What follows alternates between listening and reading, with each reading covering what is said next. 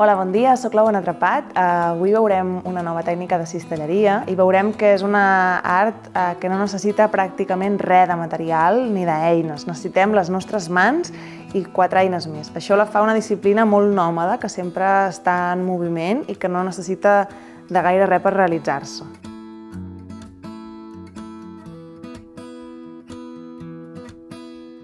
Avui veurem la tècnica de la lligada de 4. Aquesta és una tècnica que es pot utilitzar per moltes coses diferents. En aquest cas l'aprendrem a fer en un model de prototip petit, però després es pot aplicar en peces de cistelleria, en aquest cas és en balca, es pot utilitzar per fer tapetes de sobretaula, cortines, alfombres o qualsevol material que necessiti ser agafat entre ell perquè no es desmunti. Es diu lligada de 4 perquè el que fem és anar amb 4 materials que es van entrenant entre ells i d'aquesta manera agafen el material que tenen a dins.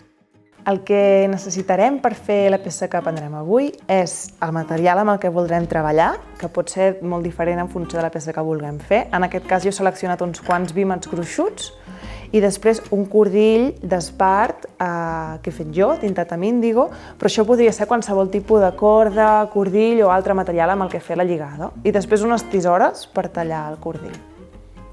El primer pas que necessito per fer la lligada de 4 és seleccionar el material de la llargada que necessitem, amb el que teixirem. Si jo teixio un tros així, sempre selecciono una mica més de material per si de cas. I necessitaré 2 tires doble. Aquesta longitud podria ser una i després en faré una altra de la mateixa longitud.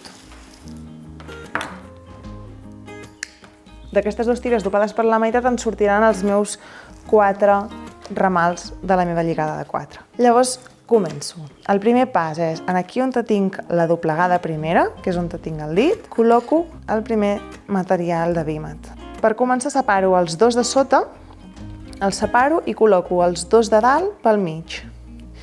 I aquí fico un altre material. I apreto. Quan ajusto i apreto, treballo amb tots 4, els estiro tots 4. I ara torno a fer el mateix. Els de sota que venien junts, ara els torno a separar i els de dalt que venien separats els junto per venir pel mig.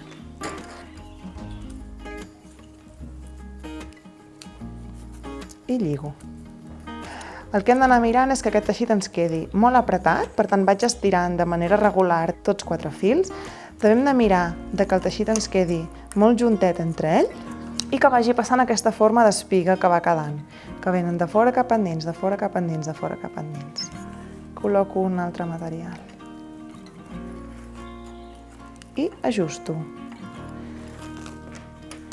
També, depenent del material amb el que fem la lligada, el teixit és més rígid i més difícil o és més tou. Llavors aquest cordill és molt gruixut, però jo puc treballar amb un cordill més finet i per tant el treball serà molt més fi i no hauré de fer tanta força per lligar-lo. Quan acabo o quan vull parar un moment per descansar i tornar-hi, el que faig és fer un nus aquí al final, senzill. Però sempre s'ha de mantenir aquesta tensió. Veieu que jo mentre parlo no deixo mai anar la mà, perquè m'ha de quedar sempre tensionat.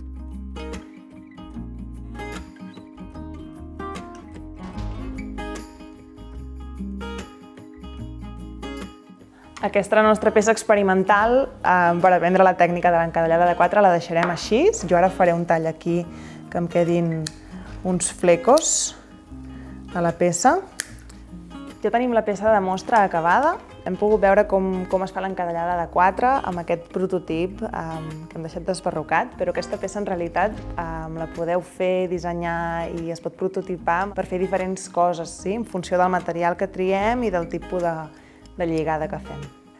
Doncs espero que us hagi agradat la lligada de 4 i que li pugueu treure partit amb els vostres dissenys.